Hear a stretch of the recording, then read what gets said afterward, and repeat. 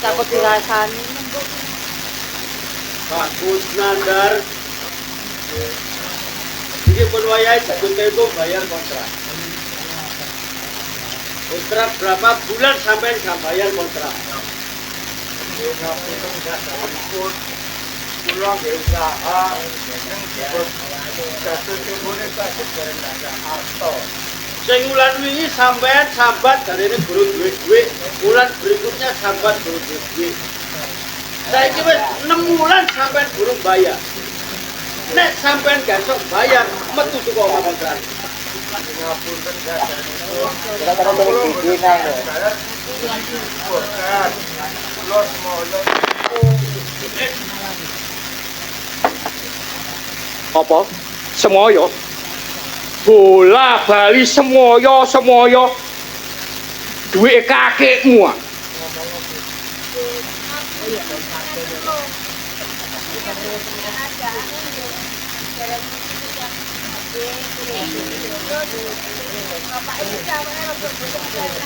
Loh, aku gak ngurus urusanmu.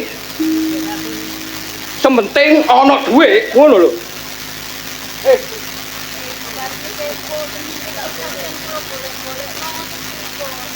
Pak Kusnandar,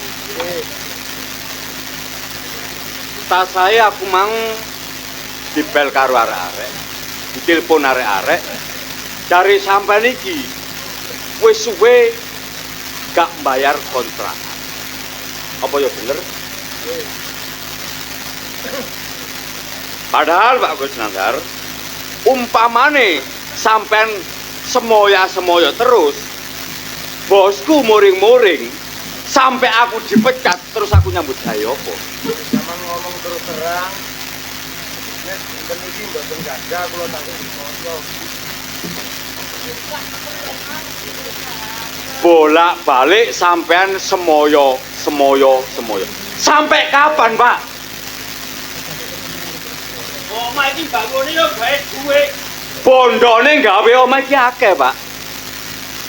Nek sampean gak kuat bayar, sampean metu teko omah, cek dikontrak wong lho maksude iku. Nasa kados pundi kula tetep tanggung jawab, Pak.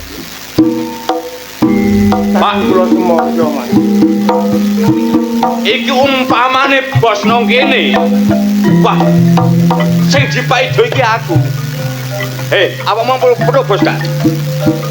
Loh, bos!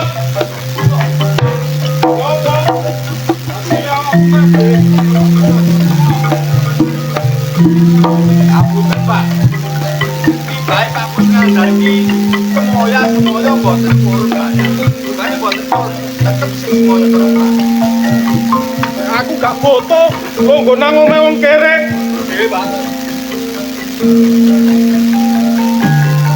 Kusnandar, nggih. Sampean iki jane tak ajeni.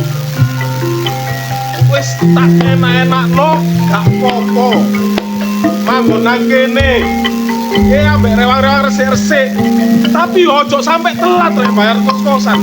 Bangun iki aku gak piti duwe. Kula ngertos, Bos. Ning sedaya kala wau usaha kula tasih gagal. Ning sekuat tenaga kula lan pikiran kula tasih sanggup bayar, Bos. Nah, ngene lho. Aku gak mau tahu. Bah usahamu lagi gak maju, bah usahamu golek sing baku. Lek jenenge wong ngontrak, wong ngekos. Yo benulan kudu dibayar rek. Ojo ate wae. Tanggal 12 kula badhe sowan teng griya njenengan mriku. Saiki tanggal piro? Tanggal 5. 5 dino. Wis gak apa-apa wis. Karena awakmu selama iki wis tak enakno ya, tak ajeni. Aku yo kenal awakmu suwe. Cilike 5 dino, gedene seminggu. Awakmu tak kei waktu seminggu. Nek awakmu gorong bayar, minggato teko kos-kosan kene, barang-barangmu lek gak kok tokno, tak obong kabeh.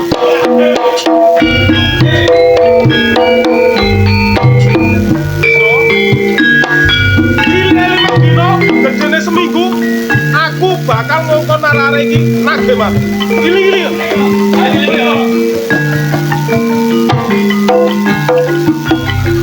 Pak. Semoyo 5 dino kula duwe kunci ke, Pak. Kunci mangan saiki lho duwe iki durung ngono. Saking wedine aku nek gak semoyo, yo apa nasib awak dhewe iki. Mengane lilanono aku tayang kudu gawe. Ngandani sampean. Lah terus koyo ngene lho. Kita gimana ta? Kita kira bapakmu semoyo 5 dino tapi pulang-pulang duwe lagi. Bapakmu kadane yo ngono-ngono lho. Jane aku pengen nyambut gawe.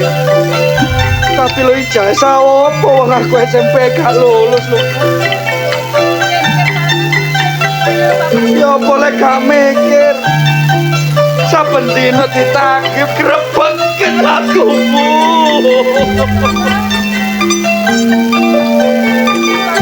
Walah.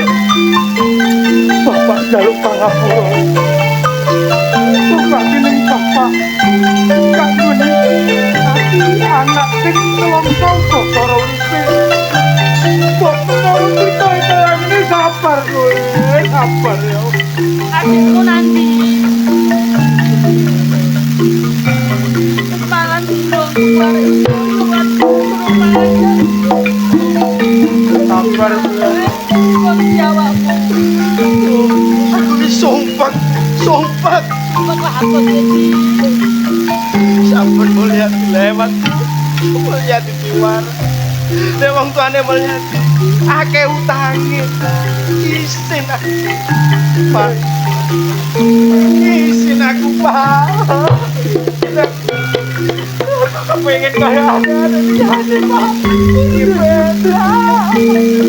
Bapak dalam sepuluh. Lu gak tau bapak dan usaha. Sore penak kalau tonggo kanan baik. Kembali adikmu ya. Tempat yang baik. Usaha tempat.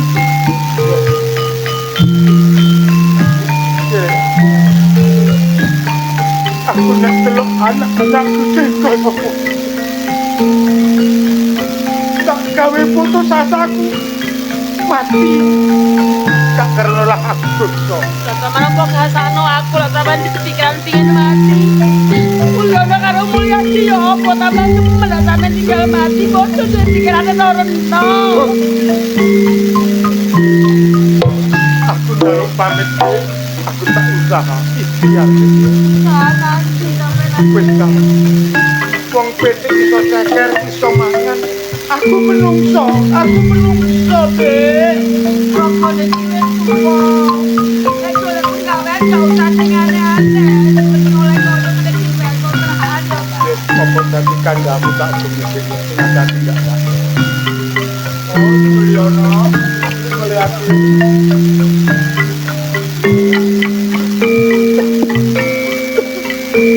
Bapak njaluk pangestu.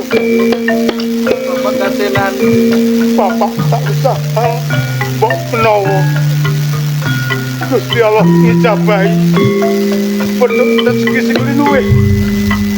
Siji kanggo bayar kontrak, loro kanggo mrakapi kowe sekarone. Jadi yo Pak.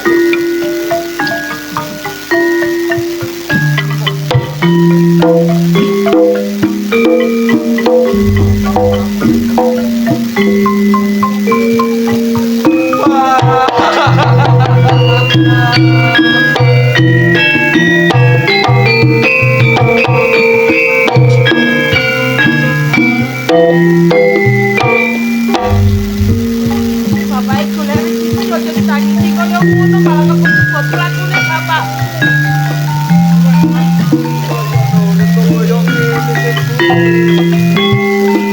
Sing dinare sapa ning kuwono oleh dituwini. Pesen ibu coba gawe pinter. Nyane disumputno kowe gak iso urip koyo iku karo bapak ngene ya wis kok enak ya.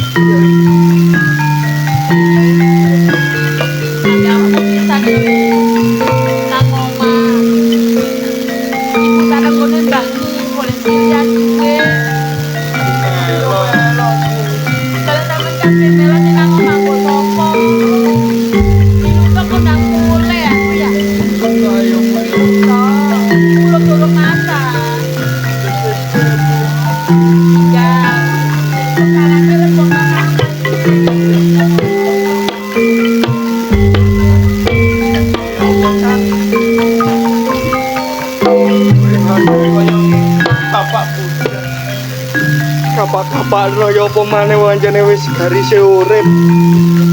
Nyambut gawe mempeng kaya apa wong telu, Dik. Aku sampean bapak. Lek gawe nutup kontrakan aja kurang. Kudu ana keajaiban teko urip iki, Dik. Wis ngene ae. Ya apa? Rewang-rewang ngono dedonga bapak. Muga-muga bapak iku engko oleh kerjaan sing enak, bayarane akeh. Amin, amin, amin. Ibu iki mang jare kate golek silian. Iku engko ya gawe mangan awak dhewe. Kayu sugon iki wis entek. Neng ngono ayo golek kayu nang kebon, Dik. Ya ayo, Cak. Ayo ayo. Lumayan, Cak.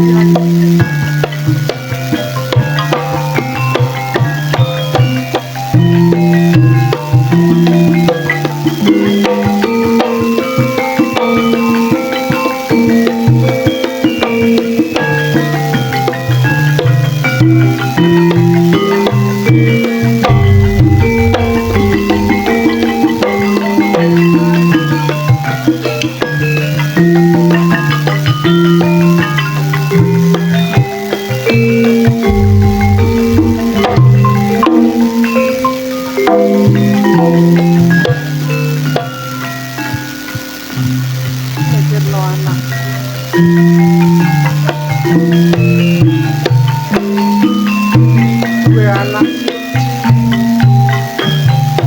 duwe putu loro.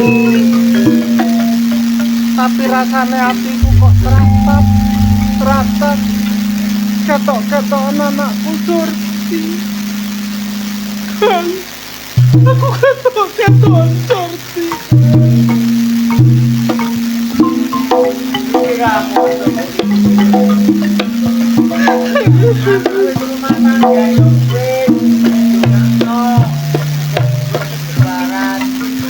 Kang kurang-kurang aku kudu tunga, Kang.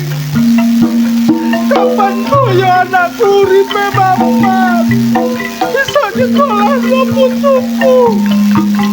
Tapi kok pikir aku ketok-ketok naik karo Surti.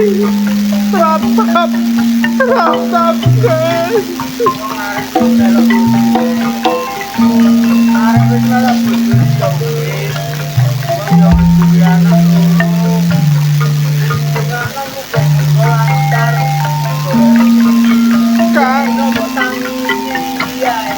Bojone iku pegaweane mapan. Bojone yang kerjane rok-rokan sempreman pisan. Nek ana premanan duwe-duwe, nek anak preman gak nyekel duwe. Urusane penanda.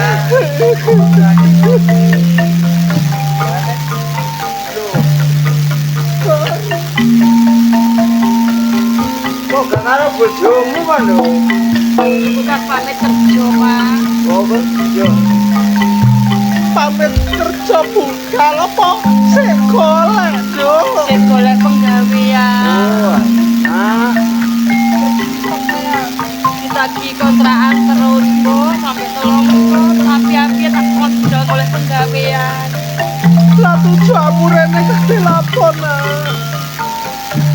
Bek sampean duit. Wis pira-pira lambo pokoknya tak nempur ngono. wah. Yono karo kuliah di moyo durung mangan. Kok untung ae arek loro iku ngerti keadaane wong tuwa, mari tak ngono gedene gak tau ngomong aneh-aneh. Sur, kok yo gak duwe duit, Nak? Bapakmu gak nyambut gawe, aku yo gak nyambut gawe. Tapi ana jare Mbok Cinta, Mbok menawa kawon kena didol gawe bayar kontrakan ya, Nak. Sampean gawe jare opo lek mbok keno aku, Mbok. Cari Mbok sing elek-elek jake. Iku jero tok api utamane kok duwe payu, Nak. Karungku sing anyar itu lho ya. Karungku sing anyar guru tak gawe blas. Gawakno. Dol. Pak, Dur. bapak kan duwe kendaraan wong sugih ngono kapan bae bocok baku aku. Wong suci yo akeh, Bro. Tapi yo wis ora butuh membantu, ora butuh wong nyambut gawe.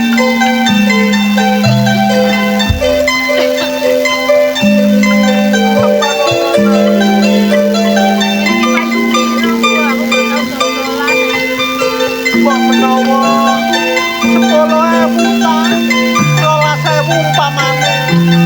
Yo kekno sing Tekno ae. nek kekno. Meneh-meneh lek aku sugih aku kono jare akeh ya, Mbok. Matur suwun aku mandan tolong.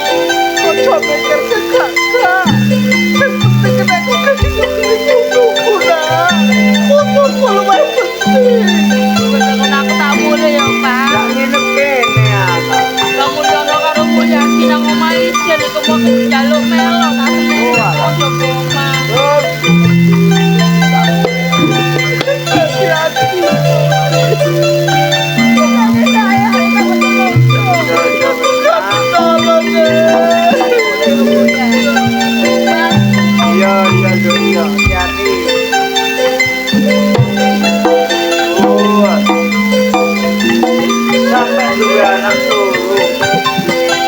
Sampai duwe anak loro pancen koyo ngono. Ora kena dipaitu. Wong pancen asik menungso iku kabeh ora podo. Ana sing diganjar duit, ana sing diganjar larang. Rasanya jelongso kodokku kan. Kapan anakku iso enak? Udah 3 kilo, tuntut anakmu.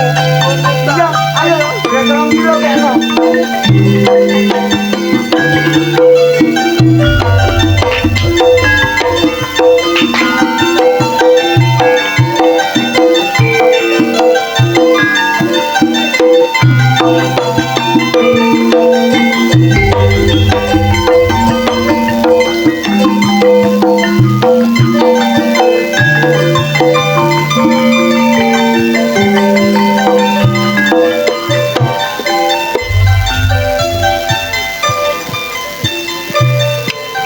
Wes tak milih kedene. Tanpa ana wong bakal bisa. Pancen abot sanggane wong gak. Ya Allah. Wes nandur njaluk pangapura. Urip donya nglakoni pisakat kaya ngene. Gak iso nyeneng anak, gak iso nyeneng opo. Mbok menawa aku leren papan kene nemu dalane urip iso penak. Tak leren iku.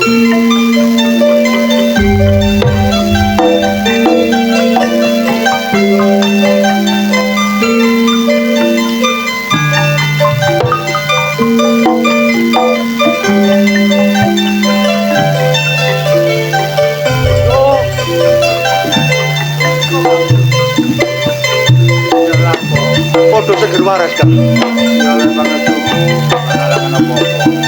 Ini kok kate nang diri kok iki. Tak mlaku-mlaku pasti kono gede nang gua cilik ini aku juga kesel aku leren. Penuh kita elingno. Iya. Aku ae penuh kan tonggo. Heeh. Suwe gak tau kepethuk. Heeh. Ya kok leren nang gone gua kene. Apa penuh gak ngerti? Terus gas masalah. Aku gak Riko tak kandhani yo. heeh. Gua kene ku gua sing gawat kaliwat-liwat jalma moro jalma mati. Riko eling sing jaman semono nek kemanten ngemot dimot bis lho. Dimot bis liwat kira jegur nang jurang. Perkara gua iki, gua kene ku wingit. Terus sampe Riko istirahat nang gone kene lho. Ngene lho. Man, menungso uripku pati uripe ya Allah. Iya. Nek aku digandar mati aku ya lila lillahi taala. Ya, nek digandar urip aku syukurlah alhamdulillah. Nek aku leren. Lho, aku iki sak dermo ngelingno peno, Bu. Aja bebacet-bacet nang leren nang gone gua kene. Wis gak apa-apa tak nyati. Lho, Ya, aku ki ngeman peno lho. ngerti aku matur nuwun kon iso ngelingno bare aku. Lho, aku ngeman peno gak kena tak eman. Yo kena to mak no atiku aku gurung wae mule aku. Walah, umpama ana apa-apa aku gak tanggung jawab lho, Kang Gus. Sing penting aku wis ngelingno sampean. Yo aku matur nuwun. Iya, tapi gak sih ya. Iya. Acara. Iya. Delok omongi Pak Iman nek kene gawat kaliwat iwat. Akeh wong cilaka nggone kene. Iyalah. Ya Allah, kula nyuwun ngapura. Astagfirullahaladzim ya Allah, kula rene mriki ya Allah.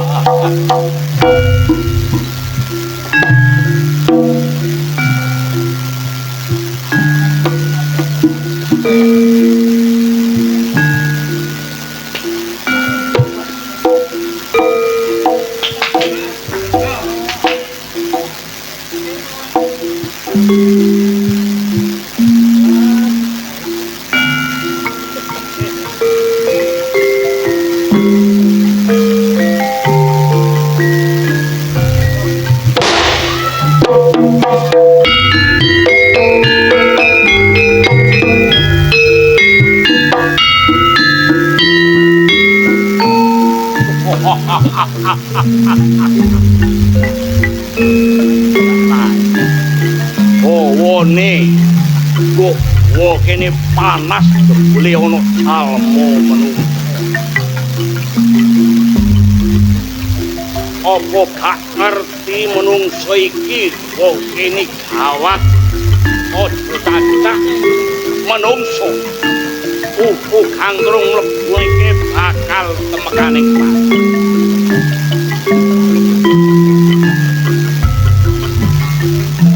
Pak, ae.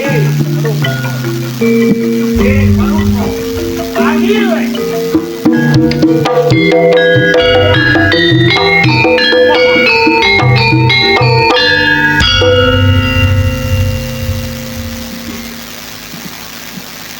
Rika sapa? Anak anggonku turu penanggugah bare aku. Aku Isuto. Sudo. Nek Rika niat gawe patiku, aku gak apa-apa. Nek nulung aku matur nuwun. Aku urip donya dadi rasane tangga melarat uripku. Awakmu melarat. Melongso ing batin sampai mbok arewangi kon mlebu no tuwa kene. Jane gak Aku mlebu gak bakal mateni awakmu, aku bakal nulung bare awakmu. Apa bener nek tak percaya nek nulung bare aku. Tapi ana pitukane kon gelem apa sanggup? Sudo. tak nyati tak kajati kepengin ngenakno keluargaku pituko napa bebasane aku semedya saguh aku. Ngono. Yen uripmu wis kepenak ojo sampe kon mblenjani-jani. Nyawakmu enen janji kon dadi kancaku. Sanggup? Ya wis manut, sing penting keluargaku seneng. Ono maneh yen uripmu kepenak kudu dono weweh barek wong sing melarat-melarat. Ono wae barek tangga teparu. Iya. Wis mbok ugemi, wis mbok eling-eling. Wis tak titeni omongan bener. Ngono. Nek kon sik ati merungkok kowe ora bakal dadi wong sing kepenak. Ora bisa dadi wong sing sugih. Nek aku wujud kaya ngene menungso mlumrah ora iso. Lah isone aku wujud apa? Umpamane awakmu tak dadekno pae manut, Manut. kaya ngono. Ngombe banyu. Kuping ire sendango omben. Aku kudu ngombe iku. Ya nek ngono Bang Surita sing tak dulu. Ya, Bunder-bunder barang iko kena dipangan aku. nek iku wit elo, woe lo, kudu mbok pangan sak enteke. Masih sepet ya tak pangan. Kudu mbok pangan iku kanggo sarana. Disuda Pangesurika tak jaluk aku tak ngombe banyu srone sedang. Ngombe wae.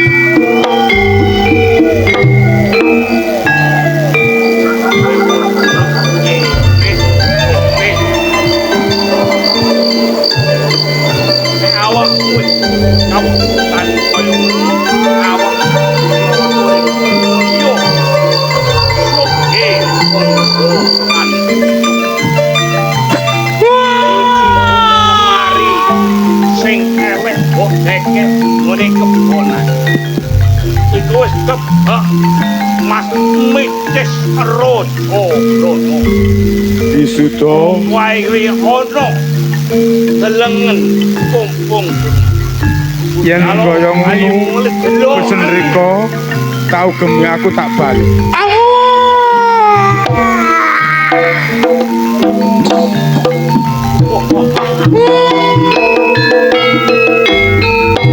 Woi kalau rasane pating yen kowe janji opo sing ati pangomong aku kowe bakal dadi kancaku kowe.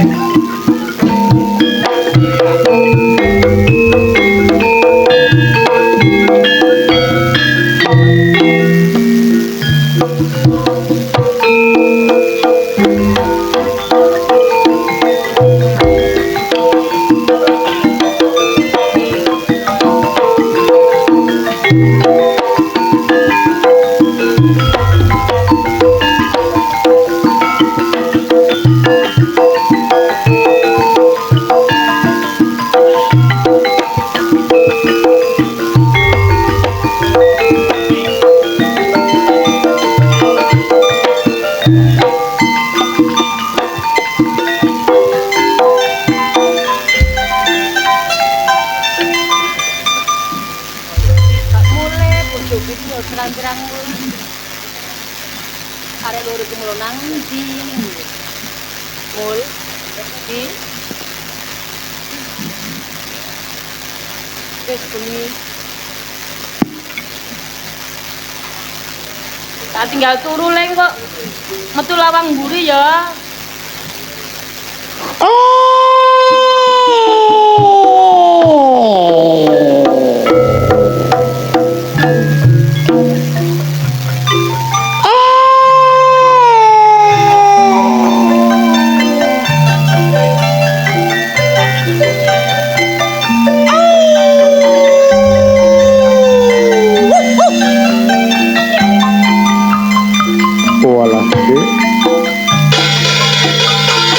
nek kon weruh aku sing kaya ngene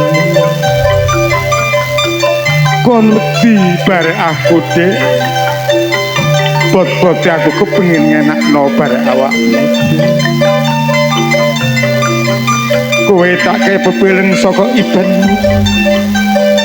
ning lemari elek jajal buka ana apa wae tampon uripmu bakal penak kelawan anakmu Dik aku bali Dik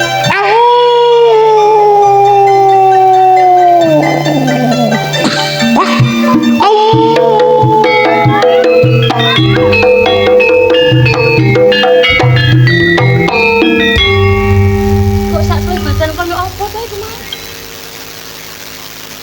Tapi kok kaya ngipi. Tapi kok kaya ana wong liwat. Tapi nang impenku ki mau kaya aku dikongkon njupuk barang ning lemari. Ku ning lemari ku lho gombal moto. Tapi tak coba sih.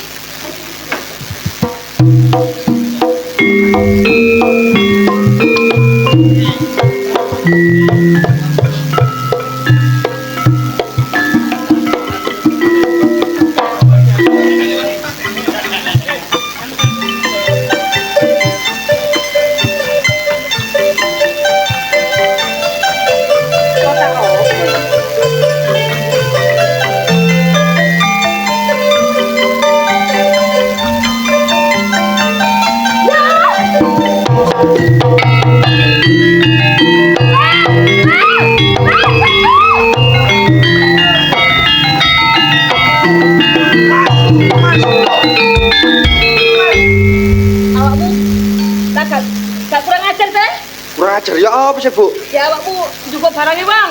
Loh, wong Mas sampean gawa sampean mulo gak mari maling ya sampean. Awakmu maling, Bu. Kak aku golekmu gak ono ya. Bu, aja aneh, Bu, iki urip gak enak lho awak dhewe engko lek nyolong-nyolong ngene iki lho. Perkara ki kok, Bu. Lah cuma kok nang omah turu iki awakmu dolen. Sampean gawa emas iki teko ndi? Gawa emas iki teko ndi? Iki. Heeh. Lemarimu. Lho, Gak ya awakmu sing kurang ajar ya yo. Nah, ta, Bu. Temen Temen aja. lah apa aku nyimpen emas iku? awakmu di. Boten ya, Bu. Ibumu lak turu sih. Terus ndek kene, gak nang kamar. Terus, Bu. Aku pemiti. Krungu suarane wong lanang kaya suarane bapakmu. Dan aku dikon mlebu kamar, buka lemari. Lah kok buka lemari iki? Iku ku ngipi lho ya. Temen ibu ngipi, temen gak guyon ibu ngipi. Mosok iki sik ta, kok tak angen-angen koyo gak masuk akal. Tapi suarane bapak. Suarane bapakmu. Mulo gak bapak pamitan mari ndelek iki. Iya, Be. Bapakmu dok kan dikit sama tak nang ya. Wis iki bapak nandi? Iya. Wis mulai gak boleh sumpun lho mas aku yo kangen karo bapakmu. Wis ngene ae, Bu. Lumpuhno ditekono iki.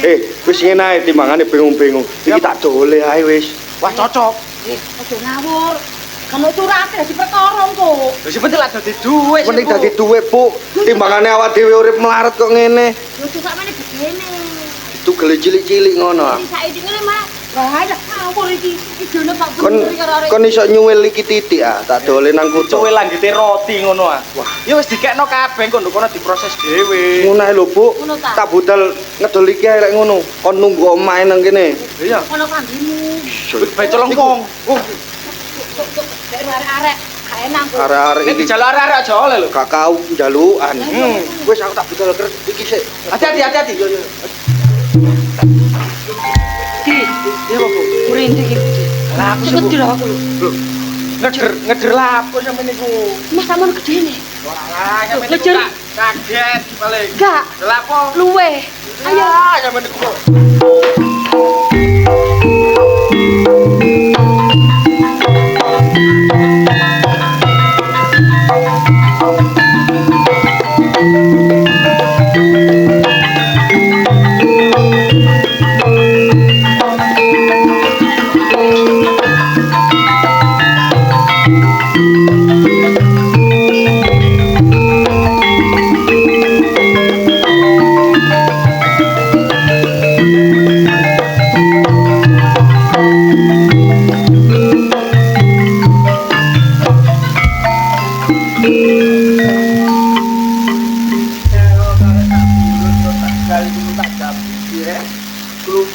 iku ada anu glancing terno nang anakmu.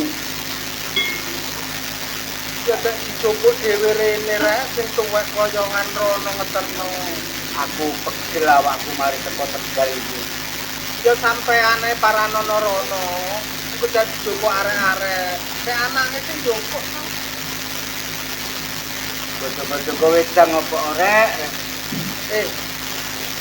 Masa nyamene wis ngombe kopi ping 3 jek kurang ae.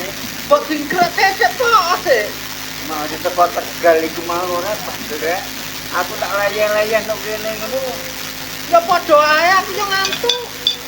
Masa turun kene karo rek ya salah situk ngono. Kon godho-godho kowe doan. Mah, aku turu ae. Kaya wis gak gelem.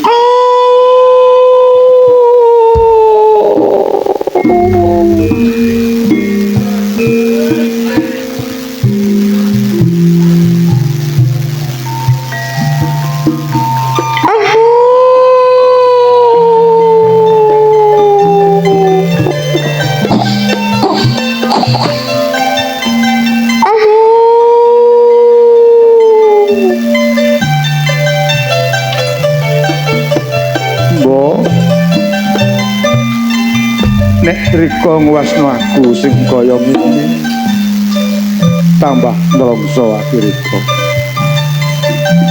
Rika tak kei piling supaya mlebu ning impen Rika. Rika sambango tilik nang anak peno. Surti saiki wis sugih, Mbok. Sakmono ae, Mbok ya.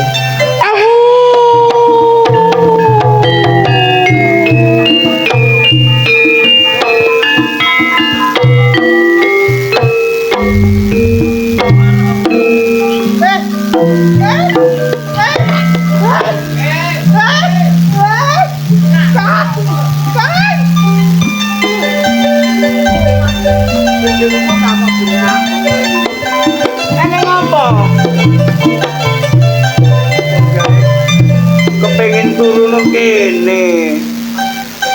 La ilaha illallah. Apa? Ngipi apa? Iku kok elek. Lho, ngipi elek piye to? Iku kok elek. Aku kok kaya krungu suarane mantumu. Terus nandar. Iso. Tapi kok kaya tadi kirek. Lho. Ipi. Kowe iki aja ngomong aneh-aneh lho. Wis tuwek kowe iki. Oke. Lah untuk film Itali kok sing dadi aja didelok. Terus nandar rupa kire. Rasaku mantuku. Rupane asu. Awake putih, ndak celorek-lorek. Ngomong. Nek sampeyan kepengin aku, kok. Tambah ngono putus sampean ngomongi ngono. Aku delok. Ayo Rono. Ayo.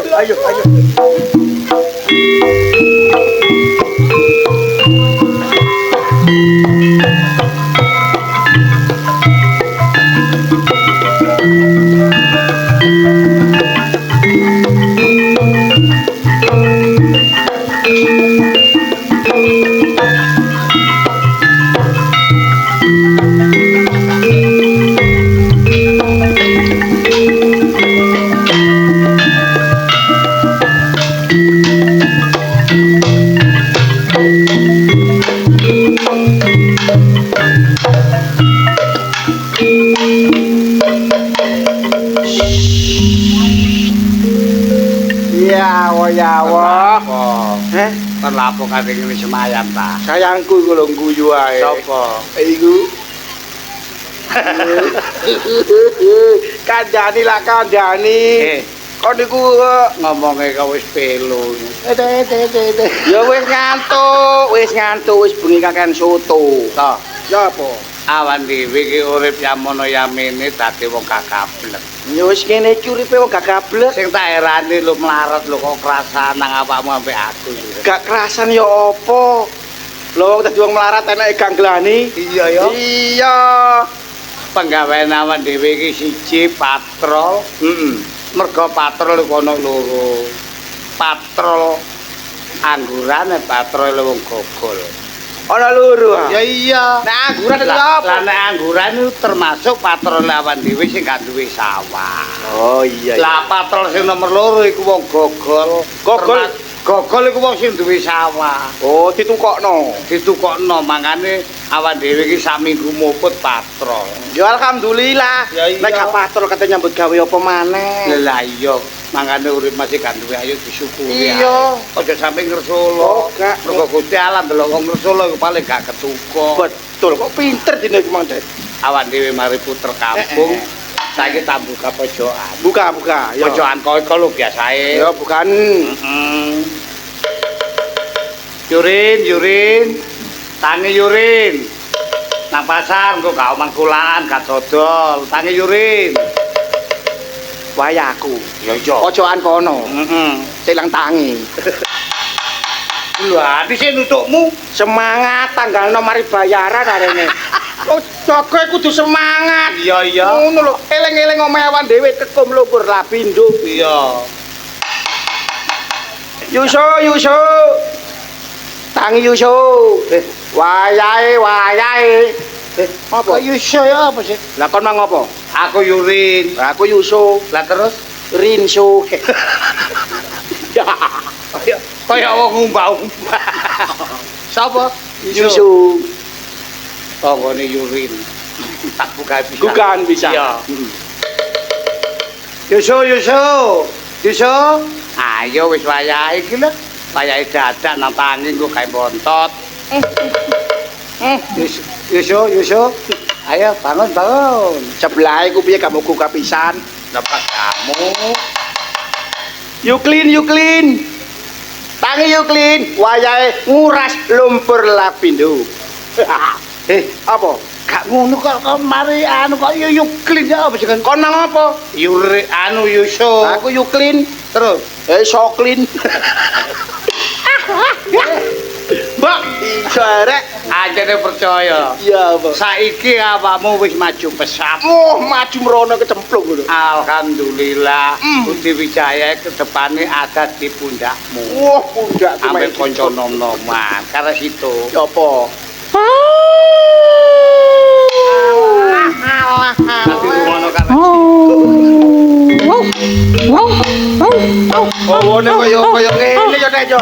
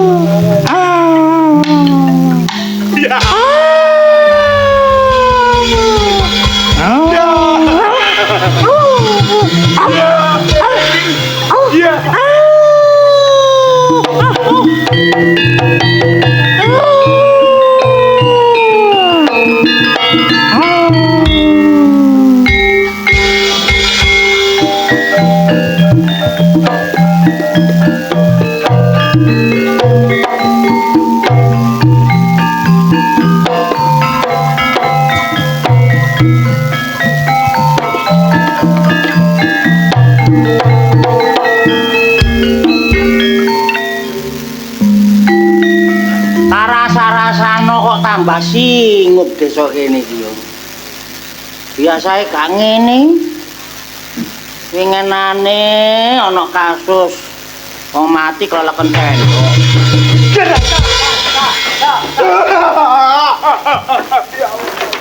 Oh, garangan-garangan. Aduh, masalah apa kamu? Sak anak wong. Ya Allah. Kancamu ayan-ayanan nak kancamu. Mbot. Ngeten ta. Kan wong loro wong gerang mbok tobroki karepmu apa? nggih sekedap bayi. Bayi kakekmu ngono. Ayan nggih Pak Bayan. Bantal. Bangka. Bajul. Bangke. pelayan. Iya. Persis kon kae lho ya. Karepmu lho kaya arek cilik pelayan ning amene. Nggih kula tambah. Hah? Selama ini gak tau abakan kon. Nggih maksud kula niki menggos-menggos di desa telat. Saya sik megap-megap saya ini. Lomba Agustusan iku menesuk. Bengi-bengi kon pelayan iki karepmu. Ngeten lho Pak Bayan. Apa? Sampai tak seperti penggambaran kula niki patrol. Jaga keamanan kampung. Nggih. Bener. Lah kula mantun duke RT setunggal RT 7. Mumpun mumet kantor RT selikur. Lho, Sik Tet. Omonganmu iki lho. nggih. Kene iki ana MRT iki sampai 9. Kok sampai 21? Lah sing 12 ditambahin iku lho. Ana kampung anyar. Nggih. Gak ngomong rek. Bayan ketinggalan. Gak update blas aku. Duke RT 7. Kene mriku pojokan iku lak enten kubur. Cedhake rondo iku. Nggih. Lakoamu pancet. Rondo sapa iku, Mang? Rondo Jamila. Ngomong serius kok iso. Boten maksud kula wonten mriku. Apa? Kula patrol TikTok mlapak kali wanto. Jelalah kepethukan kire. Kiri. Nggih kepethuk kire kopi. Kon nek ngomong kiri iku ya ngadep rono rek. Lho, Kon ngadep rene lak curiga aku iku kiri. boten. Ya Karep apa? kula niki cek jelas omongan iki. Ngoten. Jelas ya jelas aja madhep rene. Lho. Ngomong kon iku singat akon. Nek bengi niki kula mboten kene mriki. Kula tak ngalih liyane. Jaman nyamono yamene mula kok kampung kene gak tau ana kere. Ono kain-kain. Sampeyan pun percaya. Gak. Kon dikene ana kere. Cari sapa kon? Sampeyan gak percaya. Gak ono. Ana kere rene tak giyepuane kiri. Kok mengkoro kan? Sawangan. Ayan rasa. Napa wedi? Nek sampe ana tak tanganane. Ini lho, Tet. Kon. Tuh, arek nganjar iki, Dek. Tet.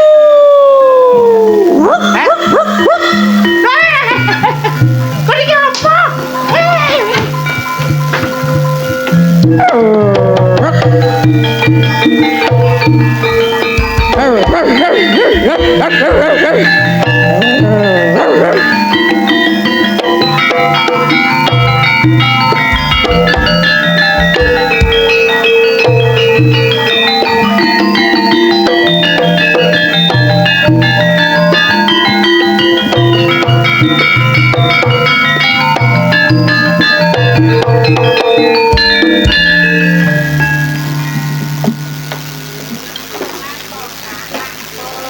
Sampean iki lho, Bu, wong dijak ngrembug desa. Pawon. Sampean ngrembug desa ya karo Pak Gayeng ngurus salatan, sak penerapi ya tak tahu. Pak Bayan tak perintahno tak kokon delok wong jaga. Terus Sampean. terus kepiye terus? Rumangsaku desa iki kok ya kok biasa ae lho, Bu. Dari selamatin.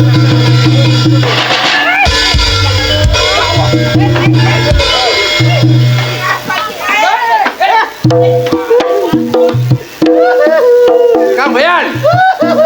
Sampeyan iki ya napa? Kang Bayan. Ndadosaken kawuningan, Gus. Enten napa? Niki sampeyan kula kakek ningali tiyang Joko. Masalah sampean koyok kere. Loh, Rasul. Dopo. Pak Bayan iki kancene ngomong Gopo, Tet, gopo. nggih, tapi pun kula akan Pak Lurah kaya kere ngoten. Ayo. Ngomong bener ta lah. Ngomong kere. Lah sing bener apa to Enak. ngomong?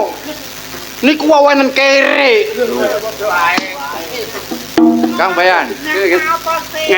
Ngeten ngapunten Yu Lurah. Kale Pak Lurah. Nggih. Niki wau kula la patrol. Kale Wanto. Duge RT 7 gene pojokan Grombol niku. Terus enten napa? Gene mriku kepanggih kale kerek putih kula niku wau.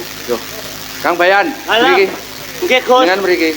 Dos pundi Gus Lurah? Niki cocok kali kula ngipi wau dalu. Lho, ngipi napa? Nggih, proso kula desa mriki niku mboten enak keterak blek-blek ngono, begeblok. Lah terus kula disolusi sampean. Nek niku gambare begebleke ya napa? Kayak sampean koyo Oh, berarti 35 berarti. Sampeyan ngeten lho. Pak Lurah. Kampung niki kan pun mboten aman. Nggih. Ya napa nek kampung niki digadekno? Lho.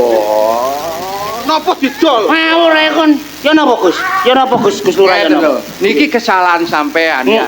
Napa salah kula niku? Kesalahan sampean lak kula pun kula omongi. Nggih. Gerduetan sampean bongkar sampean dadekaken gerdu hansip. Empun kula bongkar, Gus. Nggih. Kula mboten kuat. Kula ewangaken lare-lare teng mriko teng pundi niki teng tangkis porong mriku.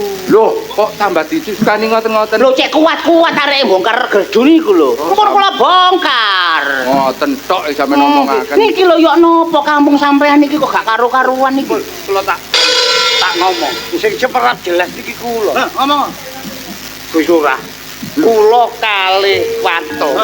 Sak semerape kirik niku wae. Iya ya. Melajenge teng griyane Kusnandar mlebet. Nah, Playune kere Mlebet teng griyane Kusnandar. sampean kula kandhani. Nggih.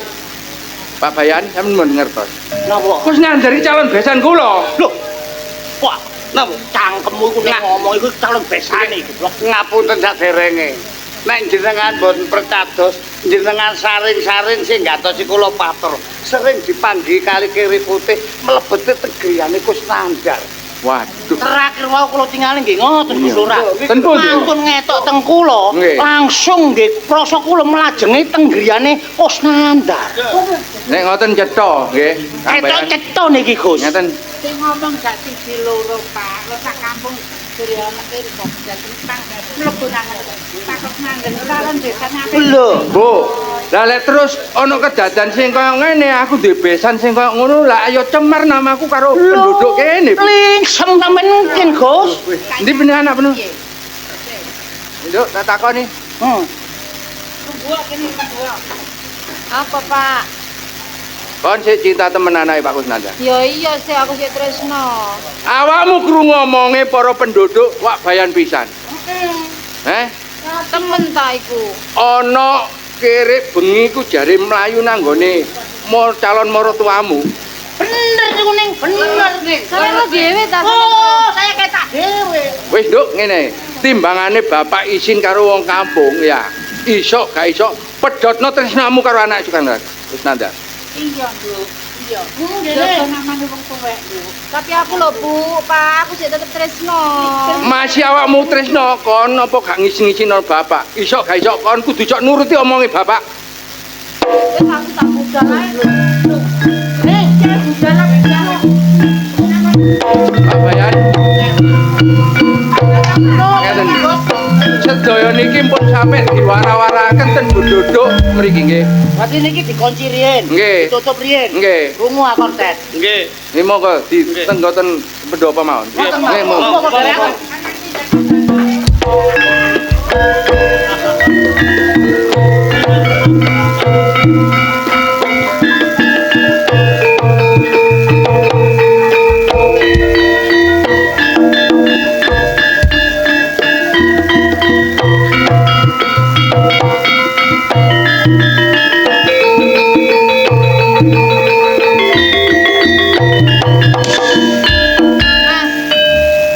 Aku iki kok krungu sriwing-sriwing sih. Ku ngopo sih? Sampeyan ku sik tresno ta karo aku. Ya jelas e, Dik. Kuwi pasiko sampean ngomong aku jari gurung duwe, cek melarat. Saiki aku ya wis nurut apa jari sampean ngono lho. Tapi nih Mas, aku ku jane ya apa ya ngomongi ya. Ngomong Ngomongi apa? wong-wong iku lho, bapak sampean iku lho. Apa kok? Kok minggu pesugihan? Wah. Pesugihan ya apa sih, Dik?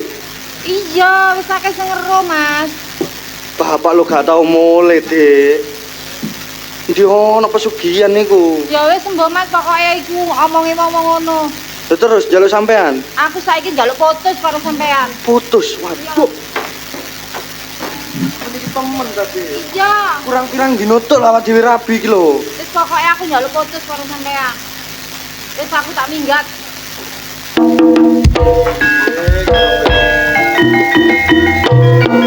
Ngono merek. Omongane tangga-tangga. Omongane pacarku Artati ya kaya ngono. Malah sih coba tak takoki ibu.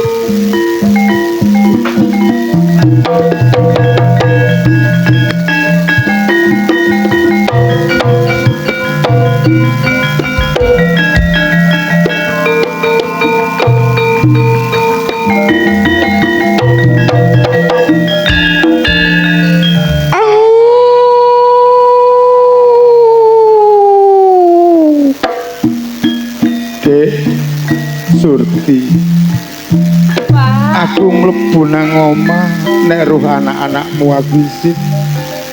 Aku kepengin ngomong-ngomongan supaya kon roh aku gak tamoleh sejatine aku metu dilu, Dek. Ya aku tak metu.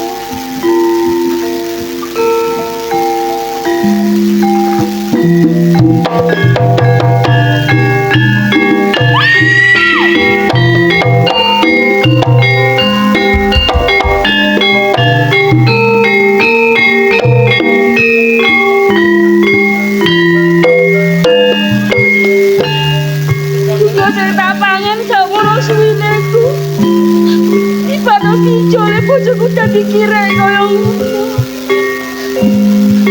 Iki oleh kaya ngono ora sudi aku mangan kaya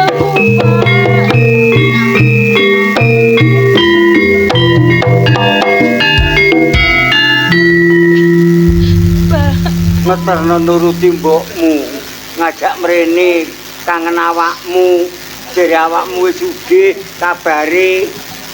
Mbokmu kepengin nyatakno sak temene piye? Ngomong dhewe rek. Wis sugih omahku ya wis gedhong. Aku ya iso tuku omah dhewe. Mbok melok takon yo nang. Mbok nyandang nganggo ngene iki tak ewangi utang. Kepengin ngerti awakmu. Kadakmu sugih. Kon sugih teko musuh.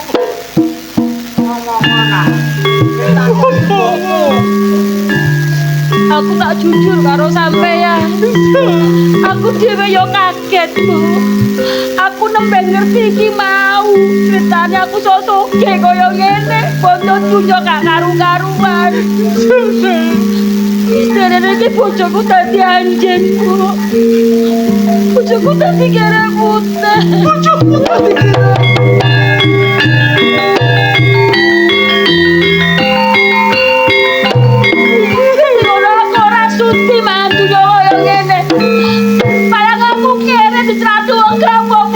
Bocok dunya kaya ngene aku mau. Aku yo karep aku kan. Apa sih, Pak? Kudu piye? Masih bapak iki melarat, Nak. Gak iso ngekeki donya kon. Tapi, Nak, nek aku duwe anak sugih, cara dadi daden-daden, dadi anjing putih, dadi kirek putih, najis muga to haram dosa Gusti. Aku mau ngerti kaya ngono ora sudi aku, Pak. Bojoku budal kapan megawe. Pendulan yo kirim duwe. Kirim emas, tapi kan nyambut gawe bener, Pak. Kayak melok kapal kamu sih kayaknya gede. Tadi bojoku tadi Aku urip karo mbokmu ku melarat sak lawase. Gak tahu golek pesugihan. Gak tahu ya. Golek-golek pesugihan. Gak tahu kok daden-daden. Aku tuh ya apa, Pak? Bukti dunia sakmene kayak aku ya wis gak gelem aku tak mangan duitku dhewe. Dunya bodoh sakmene kek nang sapa sing gelem. Kekno amalno wong. Amalno nek kon gak arep kon melok mbok ae. Iki donya gak halal, Surti. Terus Mulyono karo Mulyadi golek takon ya apa? Aku lan jelasno ya apa? Ora masalah. Bocah apa dari wong tuwa. Sur manut wong tuwa, Nak. Pompong durung lawang tobatmu tutup, Nak. Nang tobat tenang sing gawe urip. Iki donya gak halal, donya haram. Gak ngono anak-anak ki nanti. Aku mbok tak balik sik engko anakmu nek wis balik kandhanono ya nang. Purane yo iso. Aku dhewe gak ngerti. Eling-eling ngomongane bapak. Donyamu wis. Amalno sapa, kekno sapa. Aja sampe kanggonan barang haram. kok mentolo sampean seneng aku karo aku. Lung dunya titik. Aku dituduh jarene anake kerek iku temen ta, Bu?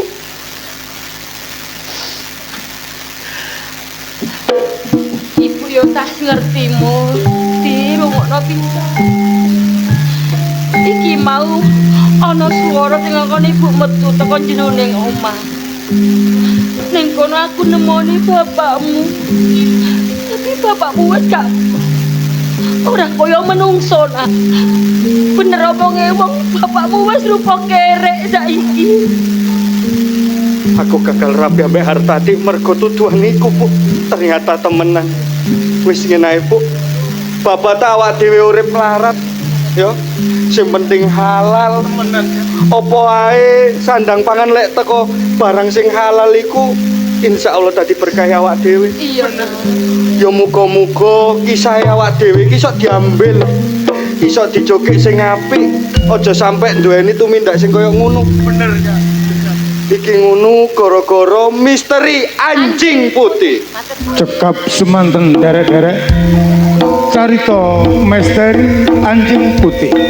Pramila saking kru keluarga Ludruk Budi Wijaya mengucapkan selamat malam, selamat pagi, sampai jumpa.